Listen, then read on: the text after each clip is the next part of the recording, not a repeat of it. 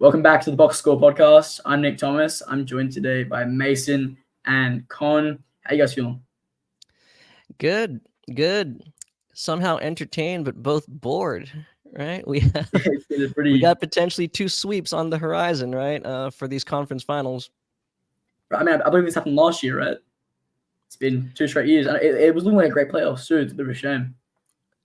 I mean, the games themselves have been entertaining. It's just the end Oh, result. It's the same team winning in each conference. So, I mean, it is what it is. But you know, uh, let's not beat around the bush. I feel like whether these series are sweeps or gentlemen sweeps, or maybe if the Pacers and the Timberwolves respectively can extend this to 6 games, it's looking like this is a Dallas Mavericks versus Boston Celtics NBA Finals, right? I think we'd all agree there, right? Mhm. But the NBA Finals will start on June 6th, whether or not these are sweeps. So there's going to be plenty of time for analysis, plenty of time for previews. But looking at these conference finals, you hear a lot of reactions, sometimes knee jerk reactions from, well, definitely from fans, but media alike. And I figured, maybe it's a good time for our panel here to kind of debunk some of these statements. So let's go into it. You guys tell me, I'll weigh in too, but let's see whether some of these things are fact or fiction for the conference finals. all right. Let's start out. Let's go in the West. Um, Kyrie Irving. Kyrie Irving has, I would say, definitely been, even though he's what the Robin to Luca's Batman, the 1B maybe. He's somehow a star, but also an X factor. Is Kyrie Irving the Western Conference? Kyrie Irving is the Western Conference Finals MVP. Fact or fiction? That's fiction, man. There's nothing you can do to discount what Luka's doing, right? This reminds me of remember the 2021, what was it, 2022 finals, the Warriors, right? Andrew Wiggins had a few good games, right, as a complimentary piece. Um, and yeah, he was fantastic. Obviously, people were trying to start having conversations about how he should be MVP of the finals over Stephen Curry. That's something I remember very vividly from that finals run, right? Obviously, Curry ended up getting the MVP as he should have, but this is sort of recognizant of that kind of situation, right? I mean, we're so desensitized to what Luka Doncic is doing right now. I don't think it's sort of I don't think we're really recognizing as fans just how incredible what he's doing is. It's just kind of Mm-hmm. going over our heads, right? And we just see the next guy, and the next guy is undoubtedly Kyrie Irving, right? I think. Well, what he's doing is definitely going over Gobert's head, literally. Oh my god! All right.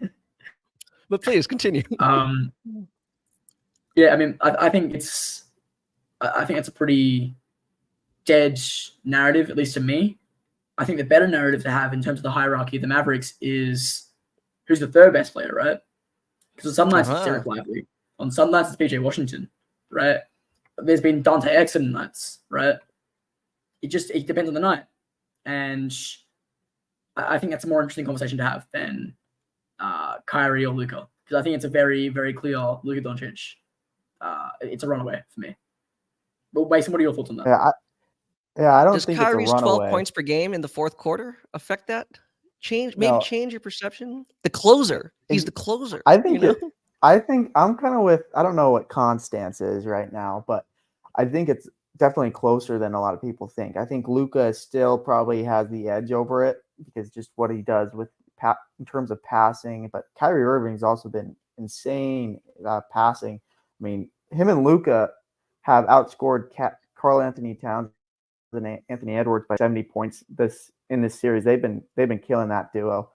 But no, Kyrie Irving has had huge quarters. Game one, he set the tone off really strong in game one. He had like 20 in the first half, I believe.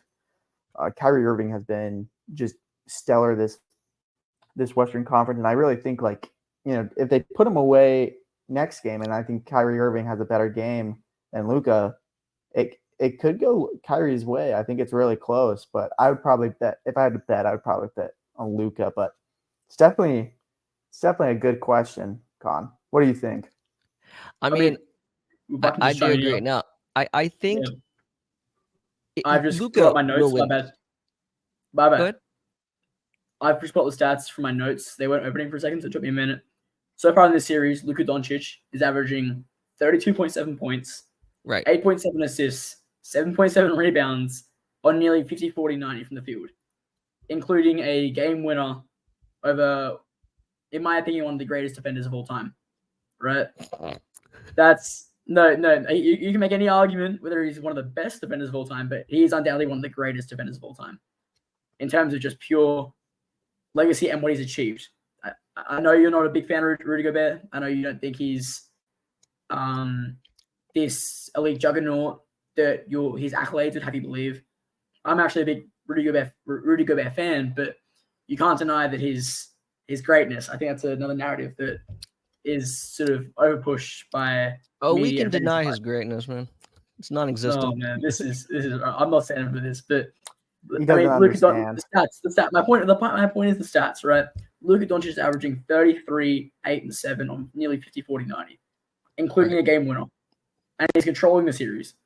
Kyrie Irving can drop as many points as he wants to in that last quarter. He's doing a great job, and he's played pretty good defense as well. He's chipped in other ways when he's not scoring. He's doing all the other things right, and he's been. I would say he's almost been underrated in this series so far, but I wouldn't go as far to say that he's the MVP of this series.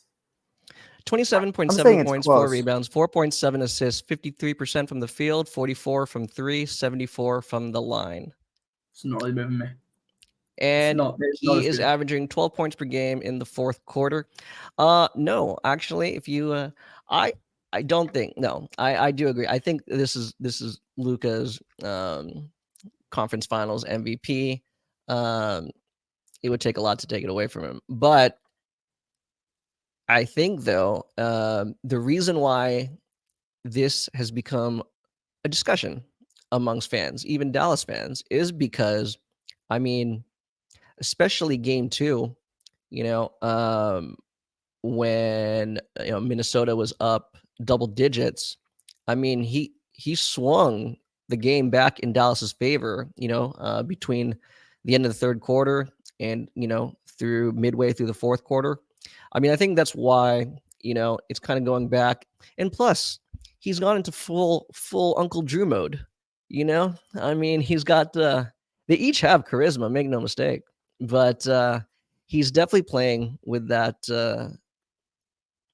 intensity pre-LeBron Cavs, or like when it was just Kyrie Cavs. He's playing with that swagger again, which is fun. I like that. Really fun. That's Bus a driver. good analogy. Yes. So okay. So I agree. I think we all think it's fiction, but there is a case to be made. There is a case to be made. I see the point. I think Luka's gonna win it, but like Kyrie has had an amazing series, and it's not crazy if he ended up with the Western Conference Finals MVP, in my opinion. Yeah. Mm-hmm. Having said that, Jaylen Brown and the Boston Celtics. Jaylen Brown is the Eastern Conference Finals MVP. Fact or fiction? I think it's absolutely. Go. I mean, let's start. Go. I think Jason Tatum is clearly the best player on that team, right? But he realizes this is going to be, no matter how you take a run at it, especially with the Pacers being as depleted as they are, the Celtics know they're the better team. They effectively knew. Obviously, there was still between 4 and 7 games to play, but going into that series, they knew they should be winning that, right? Pretty clearly. So Jason Tatum's taken a back seat, and that's allowed Jaylen Brown to sort of show how good he can be as effectively the number one option, which I think is what he's been in this series so far. In this series, he's averaging over 30 points, nearly 5 rebounds, and 4 assists. Right, he's doing that on 50, 35, 52. And 85. 52, 31, 70. Where do I get these stats from? Let's get the shoot splits wrong, but I think it's undoubtedly been his series. He's taken over it on the stretch. He's the reason. Maybe not so that they're up. I think they would be up either way. but I think he's the reason it's 3-0. And he had that in game one, right? That performance, especially in the fourth quarter of game one, was one of my favorite memories as a basketball fan, maybe ever. Right? You had that stop right at the end. Going into that, imagine telling someone with 2 minutes left, a minute left, that the Celtics would end up winning that game, and that was purely due to Jaylen Brown on both ends of the ball. Right? He gets a stop on one end, hustles. Right? I love hustle plays. I'm a big hustle play guy, and he hustled. Right? And he won them the ball, and then he knocks down the clutch shot. A Mike Breen double bang. Right? All the dramatics, all the theatrics. It's definitely a moment that I'm not going to forget for a while, and I think it's something that's going to hang in the mind of voters to go along with his stats and the way he's performed throughout the rest of the series as well. I find this rather interesting that apparently for you, fourth quarter heroics are a driving factor to give Jaylen Brown a conference finals MVP, but not Kyrie. No, he's been number one all through the game, though. All right, that's 4 quarters, right? Luka Doncic was the MVP through 3 quarters. The last time I checked, 3 is higher than 1. That's the way I'm looking at it, right? I want consistent. The irony, though. The irony I is understand that the irony 100%. Despite I'm saying the irony in terms of, because for the most part, I do agree largely with your recap of Jaylen Brown's performance through all these games, but especially game one. And yet, despite that, Jason Tatum, his averages in this series are higher in every category across the board. Points, rebounds, assists, steals, blocks. And yet that's the funny thing, right? He Jaylen Brown, that is seems to be, right, the talk of the town. Good point. Mason, what do you think? Yeah, I think it's still Jaylen Brown's right now. I think it's pretty close. But I think just in terms of importance and big moments, I think how voters are going to view this series is like the Celtics were going to win this series. Like it was going to take a lot. But now that it's just like Halliburton's down, they're up 3-0. They're going to think about what was the biggest moment of this series, and it's going to be viewed as game one. Because game 3, they were up, up by 12 at halftime, and the lead slips away. But game 1 is really the series right there. That's when they had Halliburton. That's when that best Pacers team was on the court, and game 1 will be the best. And I'm trying to look at how many shots that Jaylen Brown's taken in this series compared to Tatum. Well, you guys were talking, but I think it's just Tatum's. Tatum is probably still the better player, in the long term, probably the more important player to the Boston Celtics. But Jaylen Brown, I think, is important in this series. Tatum is taking 23 shots a game. Jaylen Brown has taken 21. There's, Jaylen Brown has just been more efficient probably in bigger moments than Tatum has this series. And that's not a disrespect to Tatum at all. Tatum's been fantastic. But I think Brown will be remembered in the Eastern Conference Finals. When we think about this run 10 years from now, it's going to be, Brown's shot to get, in game 1 of the Eastern Conference Finals. And then everything else to that point, round 1, 2 are just going to be completely forgotten in like Celtics history. So I would go Brown, but it's close. Tatum can still win it in game 4. But I think the biggest moment thus far this series was Brown's shot, and I think that's going to be remembered by a lot of people and a lot of voters. Absolutely. Yeah. I think that same sentiment rings true with the Mavericks side of things, because Luka had a similarly big shot, right? And that's, at the end of the day, basketball is a game of moments, right? It's a narrative. You look at, the way we look at these awards, it's very much narrative driven. There's not as much thought and sense that goes into these things as we sort of think sometimes, right? It's moments that stick with us, right? It's not just continued dominance, but it's how high that dominance gets at certain points and how visible that is, right? I got a question for you then. This you guys can pass this around, but who do you think is a more disliked player? Because if we talk about narratives, a lot of times in sports we go with narratives as well. Like And I think Tatum and Luka are definitely divisive. Kyrie's also kind of divisive in a lot of fans' opinions as well. But I think between Tatum and Luka, they kind of have like a lot of people kind of root against them. Like whenever the Celtics lose, like people love to go on to Twitter and like clown Tatum. You know, they post like the memes of, you know, like his lookalikes dancing. And like Luka is the same way about him whining. So who do you think has a bigger narrative of negative media around them, Luka or Tatum? Look, I think Luka has the international audience, right? He's still a pretty outgoing, likable guy. I think Jason Tatum's on the Celtics. Everyone seems to hate the Celtics, right? I think that's a big part of it. But personally, I don't really think about likability. I just like to sort of enjoy the hoops in front of me. So I'm probably not the best person to ask on this. But who do you think when you go on social media? Like, what's your gauge? Oh, Luka. Oh man, I seem to try and.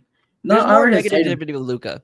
Well, no, because here's the thing. The reason why I'm enjoying this Mavs run here is because more so Luka than Kyrie. Luka is playing basketball. Like he's not actively looking to draw fouls. And when he doesn't, you just see how brilliant of a player he is. And that is why, that's why right now I think there are a lot of positive, media attention, fan attention around him and Kyrie. Because like I said, Kyrie's got the whole Uncle Drew swag going, and Luka is just playing like elite street ball, and like literally at all levels, including talking shit, right? Tatum, for me, it's not so much. This was going to be part of my next point. This whole thing, the reason why the Brown versus Tatum thing is like you said, it's another opportunity for people to kind of bag on him.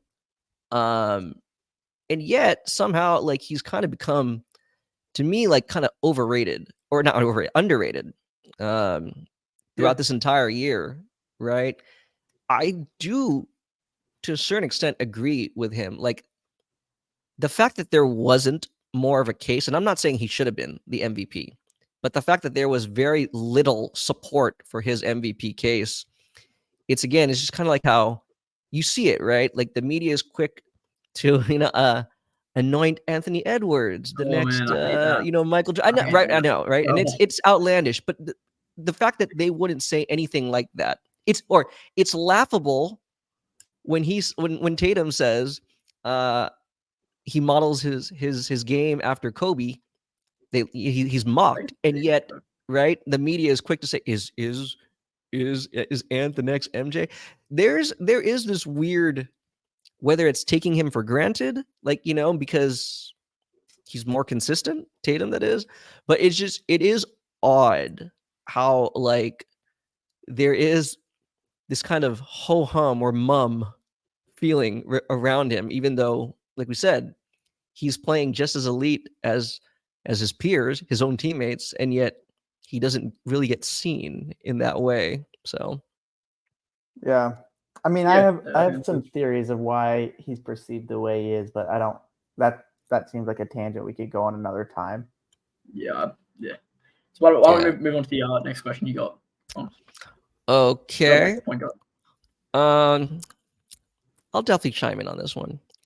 At least for this year, for the 2023-2024 season, yes. Rudy Gobert, aka Baguette Biombo, is the worst defensive player of the year of all time. Fact or fiction? Fiction. I'm gonna go Bears. I'm gonna go Bears, Stan. I will always be. You'll be a Hall of Famer. So you're outnumbered. Yeah. No, I mean, I feel like he's universally one of the most disrespected players of all time, right? He's the most divisive. I know he's not the most switchable player, right? He definitely struggles on the perimeter, but in terms of just pure domination, he is one of the best defenders in the history of basketball. I don't want to hear a word about it, right? I mean, you look at the way he's transformed this Minnesota defense into one of the best defenses of all time. Right? This is statistically one of the best defenses we've ever seen in the history of basketball. In terms of a variety of stats, I should have taken down some of them in my notes if I knew this one was going to come up. I just think he needs some more respect, right? I mean, 4 defensive player of the years. You're going to argue every single one of them. One defensive player of the year makes a great defensive player, right? We're talking some of the all-time greats that have only ever won one defensive player of the year. Some of the all-time best defenders, right? Are you going to try and dispute to me every single one of those Yes. is undeserved? So, oh my God, man, come on. That's just outlandish to me. I don't see that's how not you for can today. The statement was that. he the worst player or defensive player of the year this year? And I still stand by yes. Yes, I think this is where the media legitimately got it wrong. What does it say to you then? Fine, you say perception, that his peers, his league, around the league, he is mocked. He's mocked around the league because he's right? not well liked based on his personality. No, dude. That's completely a personality thing. He's one of the most unlikable people. I want to hear. I want to hear what Con has to say. How perception makes them the defensive. Because this gun, I'll give it to you. Fine, if you want to say it was a regular season award, but I mean, like, fine. But even then, I say that you looked at the regular season incorrectly. Okay, I mean. It is really ironic. If you're saying he does something elite, I'll give you that. He's an elite rim protector. And okay, fine. I won't completely discredit the importance of that. One of the best rim defenders in the history of basketball, man. No, he's not. No, he's not. Come on. Get the fuck out of here. No. Okay, name me 10 rim But another discussion. But I mean, it is really hard for me and a lot of basketball minds to say that this guy is the defensive player of the year when you struggle in the biggest moments. Now you're saying, oh, okay, Conrad, recency bias, but no, I mean, the late game situations, especially now, because your defensive player of the year candidacy should be relative to your era. It should be relative to your era, right? Unfortunately, he is not playing in the 1960s. And in here, in an era where it's dominated by ball dominant wings, when you struggle, when you become the mismatch, the defensive mismatch, and I'm not just talking about that Luka shot. This happens time and again against other alpha scorers. What could he have done against that shot, man? That was just a good shot. I could not tell you one thing. No. I want to let him. You can finish your point. There's a lot to dissect, so I'm very interested in what Con has to say. That's largely my biggest point, right? Like, if you're the defensive player of the year, you should be the anchor of your defense, right? Where everything is built around you. But when you become the defensive liability, when you become the biggest liability in the defense, you are not the defensive player of the year. You are not. Next topic. Okay. All right. Good call, man. All right. What's your next question, man? We got time for one more. Hey, wait. Okay. Well, I 100% disagree to everything that Con said right there. But I guess how much time we got? Because that you can't just disrespect Gobert, tell us to F off, and then just not even hear anything. But no, Luv Longley. All right, moving on. That's BS. Because this has become a popular discussion, both on TV and social media. Anthony Edwards is better than Jason Tatum. Fact or fiction? Kind of going back to our Jason Tatum talk, actually, but fiction. I think that's probably fiction for now. I think there's no other way to say it except for the fact that one team's up 3-0, one team's down 0-3. One of them has been to, 6 conference finals in 8 years. This is the first time he's making a conference final. It's way too early. I'm a believer in Ant, don't get me wrong. It's just too early, man. We can't be having these kind of conversations. I mean, you talk about being disrespected and media narratives. This is another example, right? They have this new media just has this new toy, this shiny new toy they want to push and shove in front of everyone's faces, right? When Jason Tatum is probably one of the most idealistic players in terms of just building around and roster construction in the NBA. One of the best players. If you had a short list of players you want on your team to win right now, Jason Tatum is. You can't leave him out of the top. I don't know, 5, in my opinion. Maybe you can make an argument for just beyond that, barely, right? But I wouldn't believe you. It's just another example of the media trying to push a new narrative, get more clicks. It's lazy in my opinion. Okay. Let me ask you this: if Anthony Edwards was not throwing down dunks, right, same production, same everything, was not throwing down dunks, getting crazy blocks, jumping out of the gym, would we be having this discussion right now? If he didn't play like Kobe, if he didn't, well, supposedly, I'm not the biggest believer in that comparison, but the Kobe and MJ, if he didn't play similarly to them, according to the media, then would we be having this discussion? I mean, I would say no. I would say no. Yeah. I mean, that was actually going to be part of some of my thoughts about this. I mean, this has been a discussion, right? And we can laugh at those sports talk shows and everything, but I mean, it's interesting because I look at some fan comments and just callers, and it's true. Like for those that defend Jason Tatum, like as Nick said, if Anthony Edwards wasn't having all the highlight reel dunks, which are, by the way, really amazing, right? He's definitely already one of the best in-game dunkers. But it's true. If you took that away, what exactly does he do better? Like, what is he significantly better at than Jason Tatum? And I struggle to find something where he's if at all, significantly better. Again, and it kind of goes back to what we were saying earlier about kind of this, I don't know, underrated aspect about Jason Tatum, that if you want to call it disrespect, I don't know, but it's wild. What do you think? I mean, it's an interesting debate. I think Anthony Edwards is definitely raising a lot where Tatum's probably more plateauing.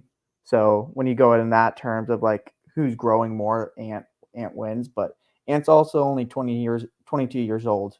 The guy's very, very young, and Tatum, he's 26. He's in his peak. He just started his peak right here. This is kind of the projector. He's going to kind of plateau or even get slightly better. But Anthony Edwards, I think, will have a higher ceiling in the long term compared to Tatum, just because what he's doing at 22 is just ridiculous. And the following he'll have too. Obviously, following doesn't mean anything about how good you are in basketball, but that confidence that it comes with a huge following, I think, brings out a different level of a player. And especially with Anthony Edwards, he's a player who just thrives off charisma and confidence. But I think Tatum is kind of in the best players, kind of the 5, 6, 7 range of best players in the league, where Anthony Edwards is probably just entering the top 10.